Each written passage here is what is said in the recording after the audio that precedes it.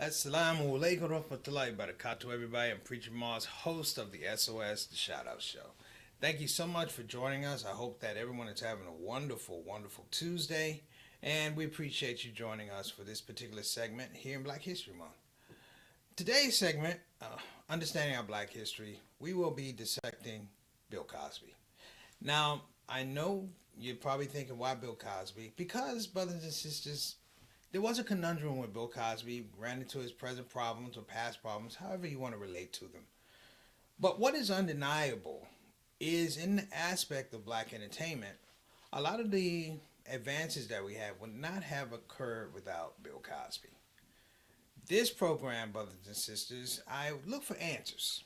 When I say dissecting, we will dissect aspects of the Bill Cosby because for me, in a lot of regards, when we have conversations, people really only knew Bill Cosby up to 1984 when he started the Cosby Show. And people relate to him, 84, America's Dad. But before then, he was in a space, in a let's say, graduating class of comedians of George Carlin, Richard Pryor, of course, the incomparable Dick Gregory, and Red Fox. And in that space, as well as Flip Wilson, let me throw that in there. And in that space, brothers and sisters, there was a juxtapositioning, if you will, a framing in terms of what black activism would be. I was talking to my consultant producer, and we started speaking about what it is that broke in Cosby. You know, one of the big discussions when they had the new museum, African American museums at the Smithsonian in Washington, D.C., there was a section where they didn't know whether to put Cosby in that piece of history or not. And I today would like to back up because I want to share some information with you. Not so much that we make our minds, but to fill out that picture. And in some regards, I am looking for what happened between Bill Cosby and some of the clips I'm going to show to Bill Cosby talking about what was he doing with the pound cake. Now, I'm going to ask you guys for a little bit of leave here because this thing is not easy to negotiate or navigate some aspects of Bill Cosby. It's difficult even for myself. I first met Bill Cosby when I was younger. It was a march on Washington, and we were saying that the check had bounced. You know, Martin Luther King said, you know, America, he wrote a check, and America's check bounced. And I was a marshal. I had a program with my mother, and we went down to the Capitol area, and I was a marshal, and I had my band, and I one of the biggest moments I remember was marching. We were marching together with our arms locked, and on this side, Mr. Dick Gregory, and on this side, oh my gosh, it was Bill Cosby. And as a kid, I said, it's the cause. And that emotion, brothers and sisters, says something about black history. That sometimes we have to look at the aspect of black history in terms of the way Carter G. Woodson said it. That we have a serious examination of our history, not just our highs and our achievements, but the things, brothers and sisters, that caused us pain, the things that caused us chaos, because those are the things, summarily, that may be holding us back as we move forward. So, I'm going to go ahead and start this show. We got a lot of content to go through. I thank you. And before I go, first of all, I want to give a shout out. I got a great card today in the mail. It says, you have a powerful voice. This is for my good friend Dawn Henderson in Washington, D.C. She is a Washington, D.C. comedy veteran. Happy Black History Month. Keep making history, my brother. Proud to call you my family and blessed to have you as one of my best friends ever. Love your sister, Dawn Marie. I appreciate this. And I would like you guys, if you have anything to throw up, it doesn't need to have a big comment, just something positive about something going on in your day, something that you like on the show, something like that. You know, say something positive. You know, if you're celebrating Black History, shout out one of your Black History heroes. We're going to do that. I apologize because yesterday I jumped off so quick with sponsors. I didn't allow for comments at the end. So today I'm going to allow for comments at the end, if you allow me to extend the show a little bit, if you don't mind. All right, we'll be right back. This is Preacher Moss on the Shout Out Show. Today, we are dissecting Bill Cosby.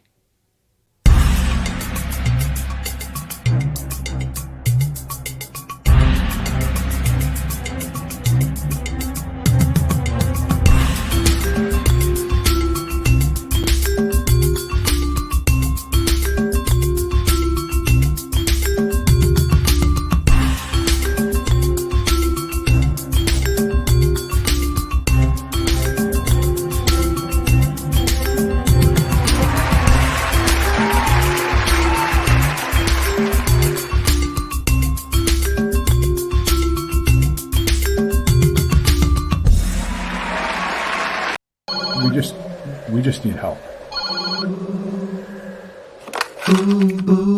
Imagine if there wasn't an olive branch. Muslim Family Services at your command. The people who help people have to say, we need your donations, don't delay. We all have struggles from time to time, but leaders dedicated is what you find. Before another person sheds a tear, support Olive Branch, you don't have to fear. Olive Branch Muslim Family Services. Action you can see, compassion you can feel. Sing it with me. Ooh. Ooh. Today we're dissecting Bill Cosby. Bill Cosby is polarizing, but I want people to know before this issues of the rape convictions and the rape accusations, he was a polarizing figure before then. A lot of people don't know that Bill Cosby was not the first comedian in terms of black comedian. It was Dick Gregory. Dick Gregory appeared on the Jack Paar Show, and for myself and every other black comedian who is of salt and has education of the entertainment business, without a Dick Gregory, many of us are not where we are. Not only is he the first one to go on the White Show and sit on the couch with Jack Paar, the host, but he opened the door for a lot of us who had no other aspirations other than getting on the show. His was about equality and access. Roughly 2 years after Mr. Dick Gregory appeared on the Jack Paar Show, a young comedian named Bill Cosby appeared on the show. Now, people said he was racist because he talked about things that didn't offend white people, whereas, of course, Mr. Dick Gregory went straight at it. The truth of the narrative, brothers and sisters, is that Bill Cosby was very much like Dick Gregory, but he was after Dick Gregory. He was a thinker, and he investigated aspects of race, but it never came out in his act. It came out in special projects, but you would never see him on stage talking about race the way he would do in specialized audiences. I don't want to say specialized audiences like he was safe, but clearly when he got to a point where he could sustain the hits, if people go, hey, that's not the Fat Albert guy, that's not the I Spy guy, you have to remember that he was deeply rooted in the civil rights movement. We don't hear a lot about Cosby because we have people like Dick Gregory. We have people like Nipsey Russell who were there in the beginning, and also a shout out to George Kirby. I'm going to show you a clip after I introduce everybody to the show, but I want you guys to listen to this clip when I bring it up. I'm going to go ahead and get our people in here. Who we got today? Altaf. Assalamu alaikum wa rahmatullahi wa barakatuh. I mean, wa alaikum assalam wa rahmatullahi wa barakatuh, brother. I'm giving you the greeting. I appreciate you coming on the show. Thank you so much for tuning in, man. We appreciate you. Hope all is well in Toronto. Our Canadian ambassador, thank you so much for joining us. Next up, we got Sister Ika coming all the way from Depok, Indonesia. Thank you for the kind words regarding my mom. I hope everything is going well with you and your family. Everybody's in good health and good spirits. Thank you, Sister Ika. Next up, we got my little brother Johnny L. Thomas, who I had to spill the beans on, my co-pilot going down to the Million Man March back in 1995. So much, brother. I appreciate you always coming on the show and supporting Big Brother. Much love to you and the family. Give them hugs and let them know Uncle Preach loves them very much. Next up, we got Sister Ree. Sister Ree was so kind yesterday. I was so busy dealing with things and some family emergency. Sister Ree brought over a fabulous meal, brothers and sisters. Macaroni and cheese, sweet potatoes with candy yams. I always wanted the difference between sweet potatoes and candy yams. I won't get into that now. But sweet potatoes, candy yams, because I don't want to leave it out. Oh, some greens with some smoked turkey in it and 2 pieces of chicken. It was fabulous. I munched on that and got an immediate case of itis. Thank you so much. All right, appreciate it. Almost missed my prayer, messing with a good dinner. Okay. And, of course, we have Sister Satana tuning in, our consultant producer. What is the show without Sister Satana? I'll tell you what it is. It's really a show with you, my face, and the camera about right here, because I can't do anything without those extra hands. So let's get into dissecting Bill Cosby. I was speaking to somebody earlier, and people don't realize that after Cosby's show went off, the aspect of comedy, particularly African Americans, changed. We weren't trying to be the squeaky clean guys following Cosby. There was issues, like we talked about in the Million Man March. There were issues. There were issues about black images, being criminalized. There was high unemployment. Education was down. Access was down. We were dealing with, in my regard at the time, a very ineffective president with Bill Clinton. You were at the precipice of three strikes, you're out. So you see all these things happening. And the inner city problems spilled out into comedy. But before that, for quite a number of years, there reigned Bill Cosby in the character of Cliff Huxtable. Cliff Huxtable is a very interesting character for some of the reasons I'm going to tell you here in a minute. Erase all of that a little bit. Not erase it, but hold on to it a little bit. I'm going to introduce an aspect of Greek mythology. So hold on, because I didn't study Greek mythology. But dissecting Cosby is almost like dissecting the case of Greek mythology of Pygmalion. Now, the scope of Pygmalion is that Pygmalion was a king, but he was also a sculptor, a very gifted sculptor. In one of his sculptures, he sculpted out of ivory a woman. And the work of art was so lovely, he falls in love with the art to the point he wishes it was real. And in the Greek mythology, he goes to Aphrodite. Aphrodite hears him. He goes back and he kisses the stone. He kisses the sculpture. The lips feel warm. Keeps kissing the stone. And it turns out to be a woman. And they have a family, have a child. Okay. Let's stop right at that part. Bill Cosby, brothers and sisters, sculpted something. Much the same as a Tiger Woods, he sculpted an image. And the issue about sculpting an image is, once it's sculpted, you can't put pieces of the stone back on the sculpture. When you chisel it, it can't go back. You're making definitive decisions about what that art is supposed to look like.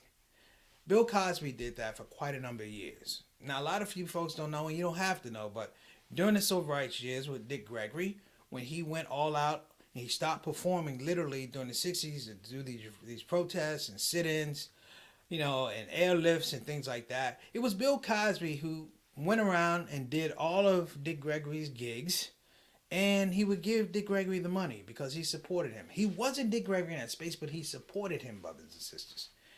And dare I say, at some point in time, he did want to be Dick Gregory, but that position was filled. And then he was I Spy, and through the 60s he did that, and he was careful sculpting that role, brothers and sisters. He was the intelligent Negro. He was, in some regards, harmless, and, you know, he was family friendly. But was he? Was Bill Cosby's Pygmalion really the fact that he had these underlying feelings that you just didn't see? Let's go ahead and roll this clip, Satana. I just want people to see. This is Bill Cosby in a piece called Prejudice, where he decides to play he's playing the role of the bigot.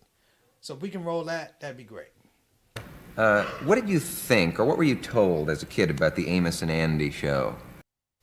Okay, we got the wrong one. Let's go with the cue.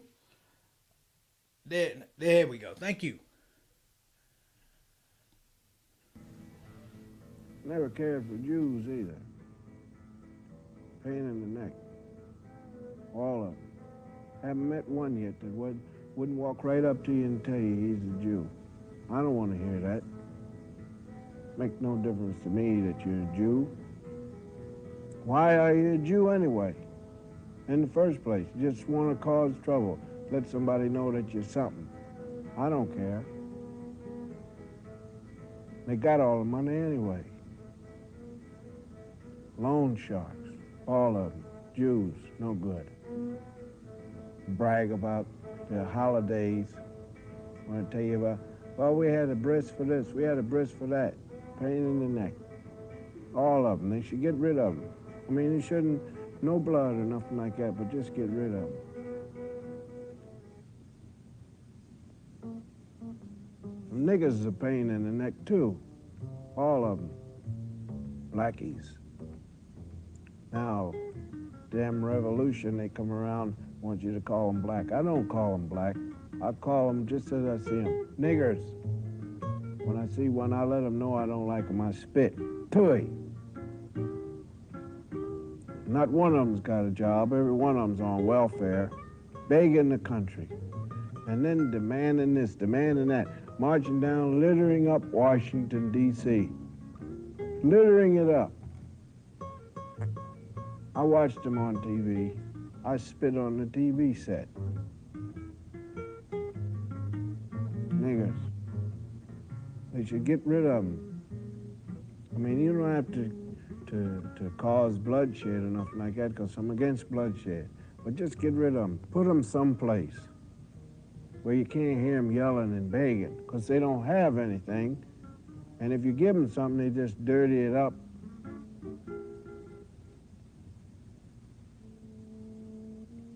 Don't like Irish either. For many of you, that might be the first time you heard Cosby do that. He was doing an enactment where he played prejudice. It looks odd because if you didn't know the context of how I introduced the video, you might think that Cosby possibly made this yesterday. The inference of prejudice is a very heavy thing throughout his life and throughout his comedy, because he tried to keep them diametrically opposed. While he helped a lot, brothers and sisters, I mean, he contributed a lot, philanthropic efforts a lot. On the other side, there was this balancing act that had to happen.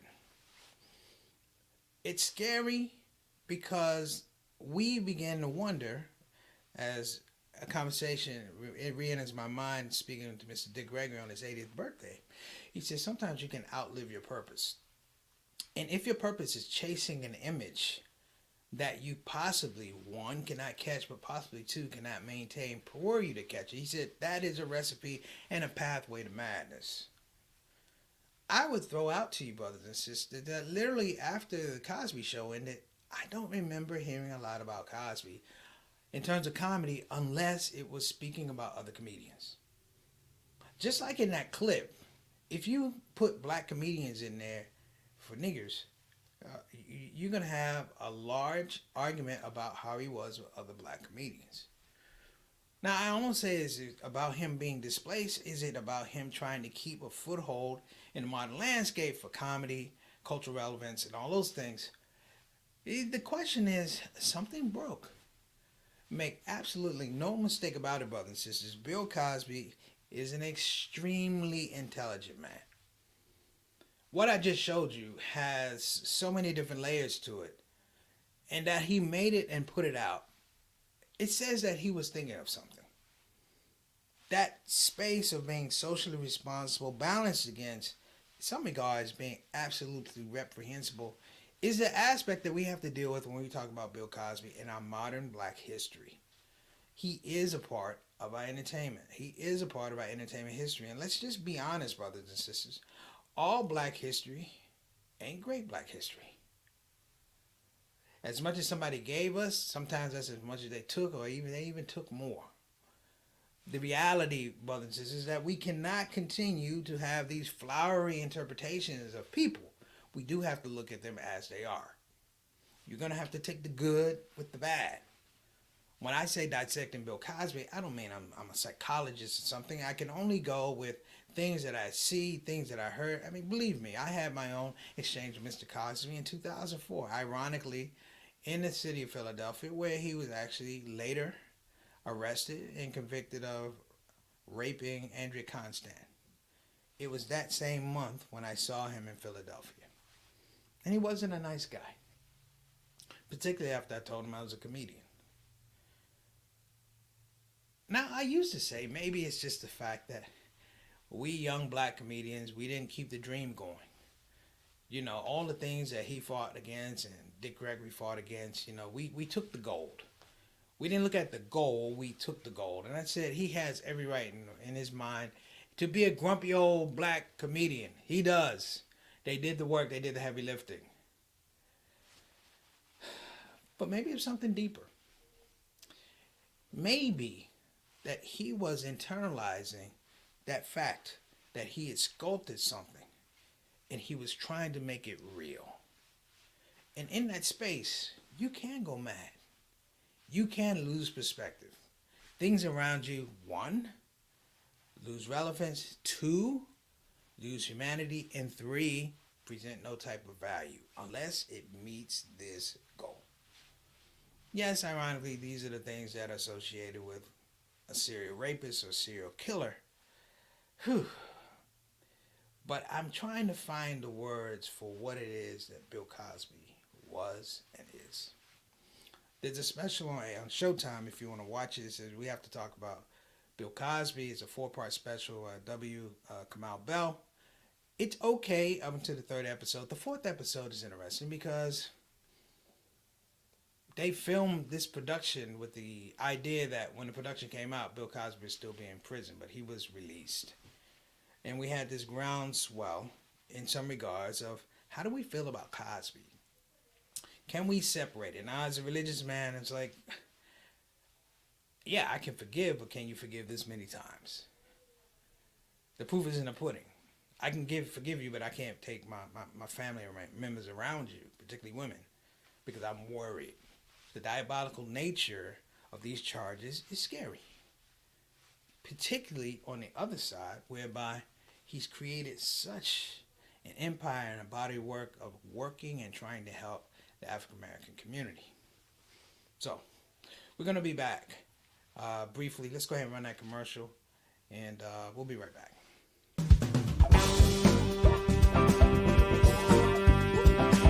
Hey, babies. Welcome to Radio WCUC, Convenient Urgent Care, home of the smart patient. This is DJ What It Do. You know what time it is. It's the top of the hour, and the request lines are open.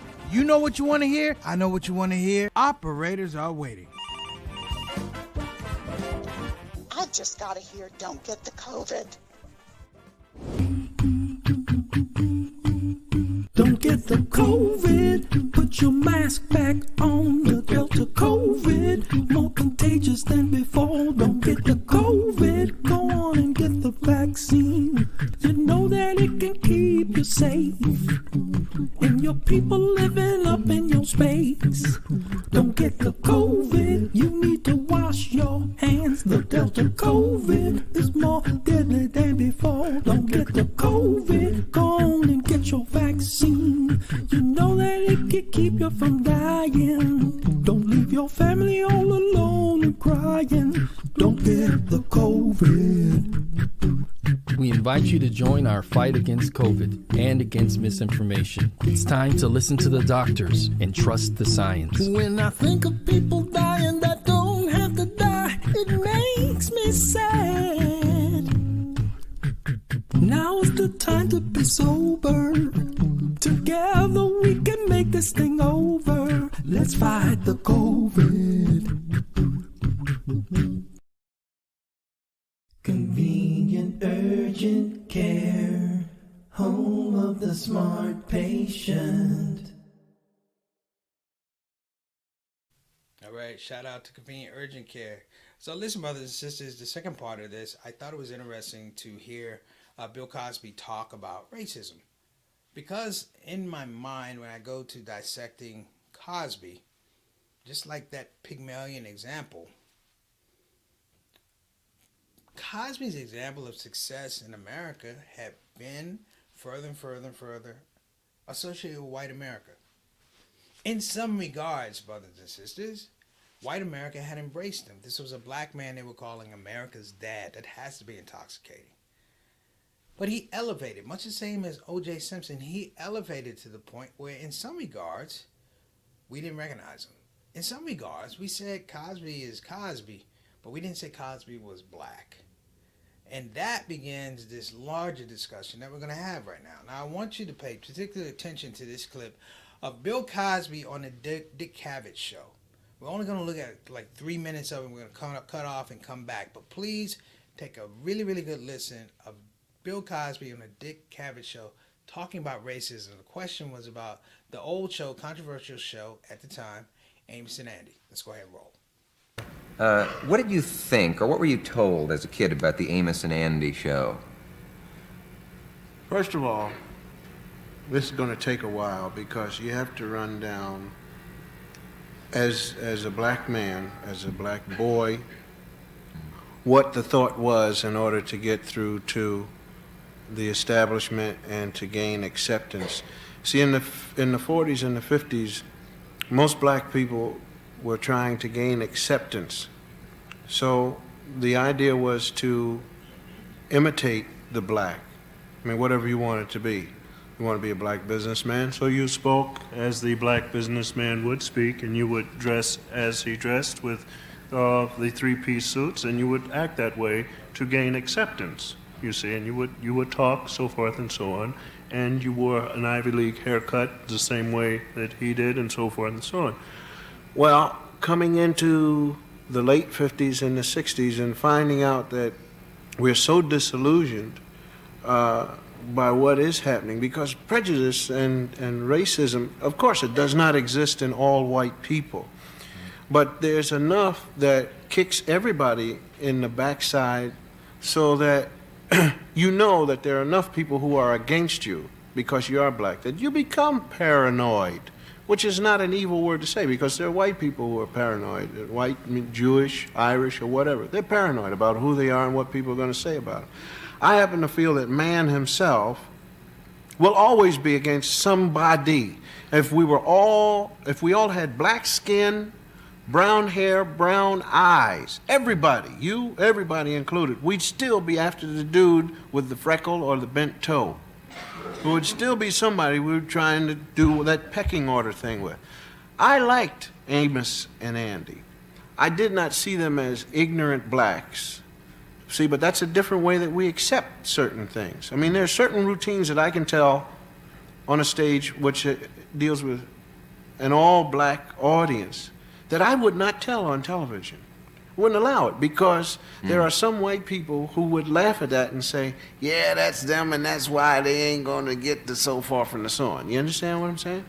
So Amos and Andy had to be taken off, although I enjoyed it. Although in the confines of my own home, we might say, yeah, Brother Andy, we're going to do the so forth and so on. But we don't want the white people laughing at us, because so far, you know, it's just, America has allowed these people who are against us to still exist, you see. Now, we run into busing problems. I can understand every white bigot's problem with busing. I can understand every white person who doesn't want their child to go to all the way across town to that school because they moved away. Do you have to be a bigot to be against busing? Not necessarily, not necessarily. But my next step is this. There are enough bigots who use the genuine cat. And we have black people who have bothered to run and hustle and save and move away and get away from the rats in the project and the plaster falling and so forth and so on, which is every man's right to do, to move out of there. And they too are affected by this busing thing, because you may have some middle-class black kids who are now being bused back to where the dude moved out of. You understand? Yeah, I'm not saying that these people have a right to. All I'm saying is that there is a solution to this, which the government itself has not made an effort or a step to take care of. So we...